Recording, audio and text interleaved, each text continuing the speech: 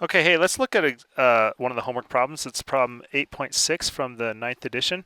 The basic idea is this. It says to determine the range of values of P which maintains block in equilibrium as shown. Okay, so basically what it's saying is how hard can you push on P before it starts sliding up the hill, or how light can you push on P before it starts sliding down the hill? So those are our two scenarios that we have to consider.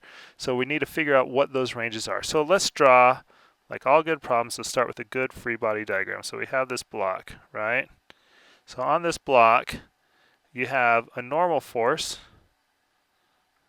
you have a friction force, which we're going to talk about in a second, and here you have the 500. I'm going to draw it up here just because it makes the graph a little easier to look at.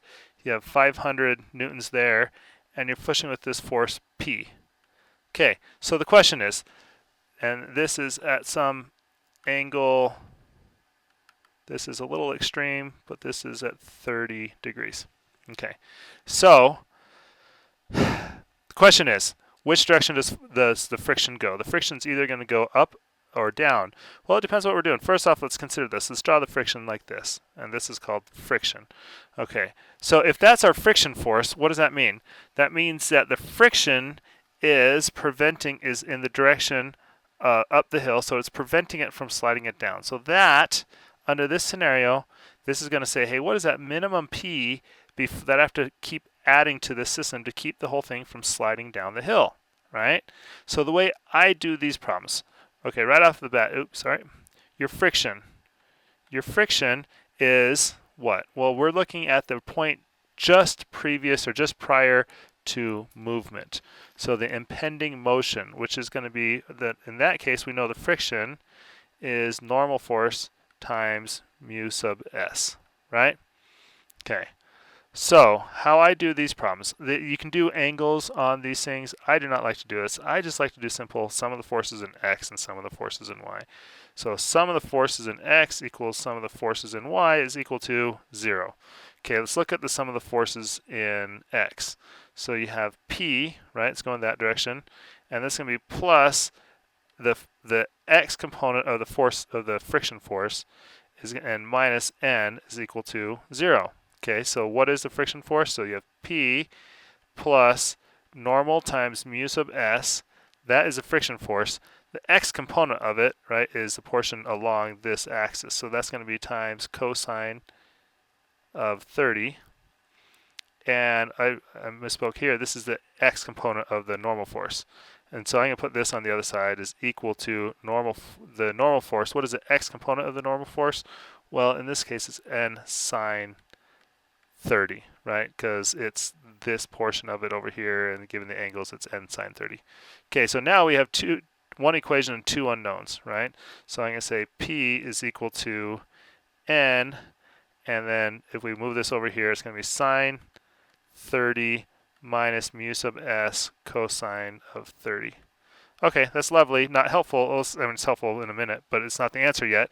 We need to know what n is. So let's take our other equation. Sum of the forces in y equals to 0. Well, in y, you have 500 going down, so we'll put a minus 500 plus n, the y component of the n, plus the y component of the friction is equal to 0. Okay, so so you have n times, in this case, cosine of 30, right, plus the y component of the f, so it's going to be n times mu sub s, that's the force, that's the frictional force, and we need just the y component of that, so that's times sine of 30 is equal to 500.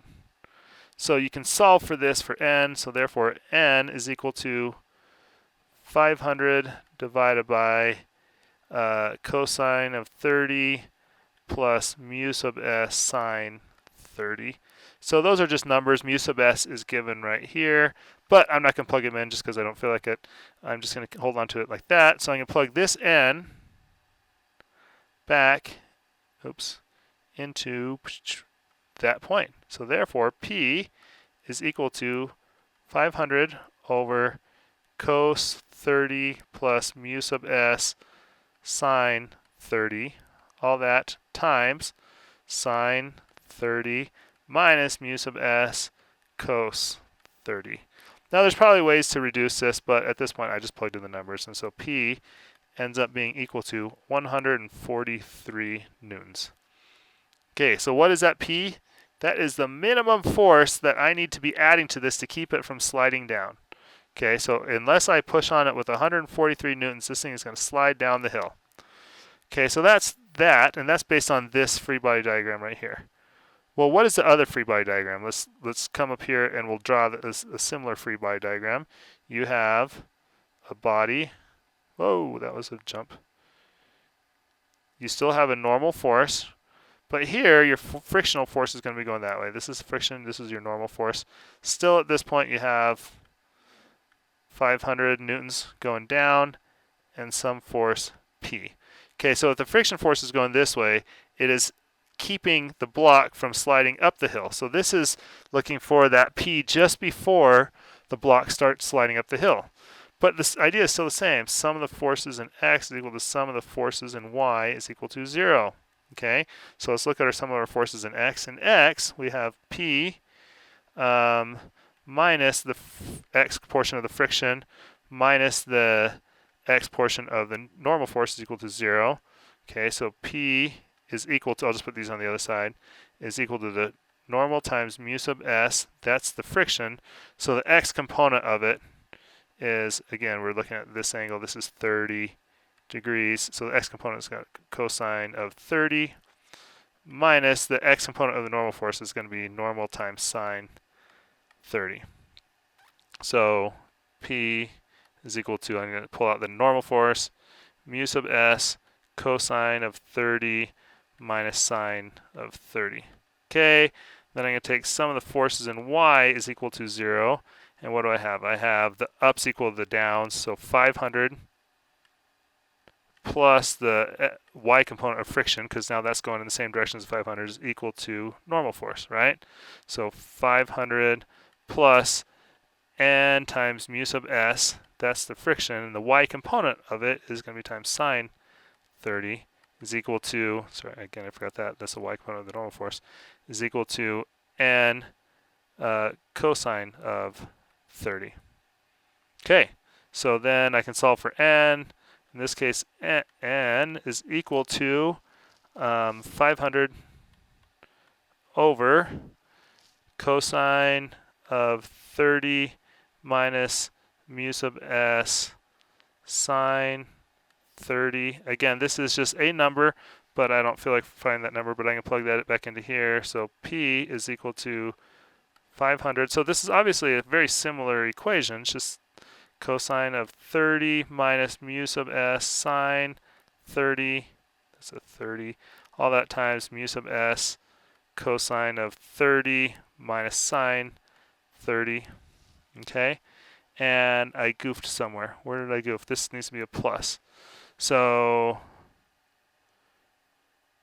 my P X X.